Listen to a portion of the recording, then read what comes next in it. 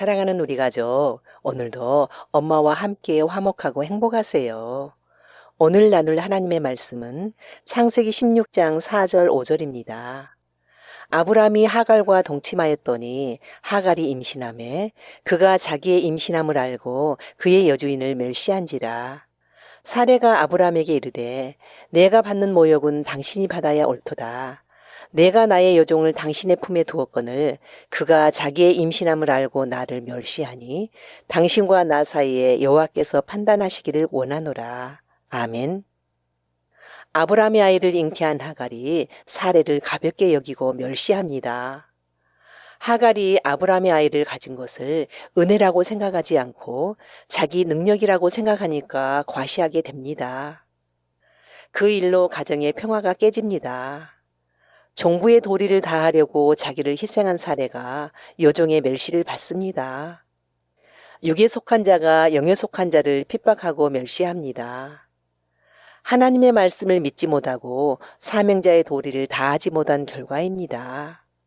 그럼에도 사례는 하나님의 영광을 위하여 자기가 희생했는데 돌아오는 것은 멸시뿐이라고 섭섭함과 원망이 있었을 것입니다.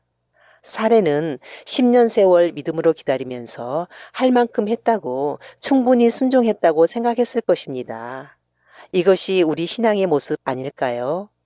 사례는 이 모든 책임을 아브람에게 전가합니다.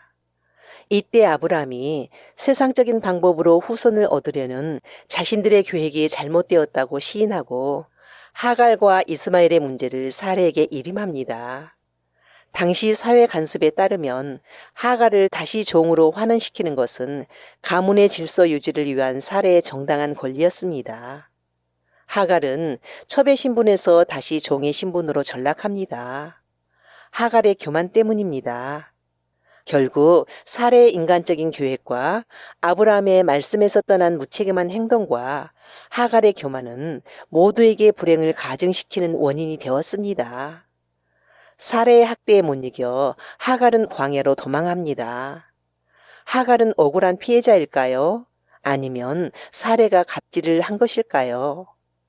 하갈은 본래 애굽의 우상을 숭배하는 죄악된 나라의 백성이었는데 아브라함이 기근으로 인해 애굽으로 내려가서 사례가 왕궁으로 들어갔을 때 사례의 몸종이 되어서 지금까지 사례 밑에서 여호와의 신앙을 갖게 되었습니다. 이 또한 하나님의 특별한 선택을 받은 것입니다. 하갈의 믿음이 좀 더 성숙했더라면 아브라함의 아이를 가졌어도 교만하지 않았을 텐데 여주인이 못 낳는 아이를 갖게 되자 교만이 오고 여주인을 무시하다가 그만 쫓겨나게 되었습니다. 애굽 여자 하갈은 광야를 지나 애굽으로 도망을 가고 있습니다. 이때 하나님의 천사가 나타나서 내 여주인에게로 돌아가서 그 수하에 복종하라고 명령합니다. 아브라함의 씨를 잉태한 사람이 우상 숭배로 가득 찬 애굽으로 가는 것이 옳지 않으니 다시 회개하라는 것입니다. 하갈에게 영원히 종으로 살라는 것이 아닙니다. 믿음의 조상으로 부르신 아브라함의 라인으로 들어가라는 것입니다. 즉 예수님 안에서 영생을 누리라는 것입니다. 순종하면 그가 낳을 이스마엘 자손도 크게 번성하여 미래를 보장하겠다고 약속하십니다. 하갈이 주인에게 돌아가서 복종할 때에 하나님이 잘 되게 해주신다는 약속입니다. 하나님은 복의 전달자인 아브라함과 사례를 통해 하나님의 복을 주실 것이기 때문입니다. 하나님께서 세워놓은 질서를 잘 지킬 때에 창성하고 잘 되는 복을 주십니다. 질서를 파괴하는 것은 죄이기 때문에 이스마엘이 잘 되려면 그 질서 안으로 들어가야 합니다. 예수님을 통해서 죄 용서받고 하나님께 가는 것이 죄인을 향한 하나님의 질서입니다. 이렇듯 이스라엘의 선택이 다른 민족의 버림을 의미하지 않습니다. 이스마엘은 하나님께서 아브라함에게 약속하신 아들이 아닐 뿐이지 저주받은 생명이 아닙니다. 이스마엘도 믿음으로 하나님의 약속을 신뢰하고 하나님을 떠나 우상을 섬기지 않는 한 아브람과 하갈의 자식이기 전에 하나님의 자식이 될 것입니다. 하갈은 그 고난을 통해 하나님께서 늘 살피고 계셨다는 것을 깨닫습니다. 애굽 여자 하갈은 고난 중에 하나님을 인격적으로 만나게 됩니다. 이것이 그녀가 받은 최고의 복입니다.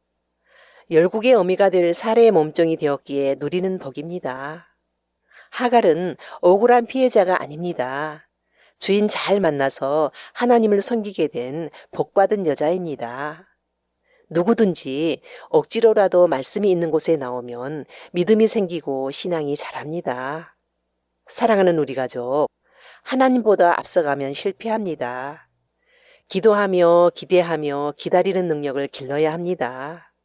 오늘도 말씀보다 앞서가지 말고 말씀 따라가는 순종으로 승리합시다. 아멘.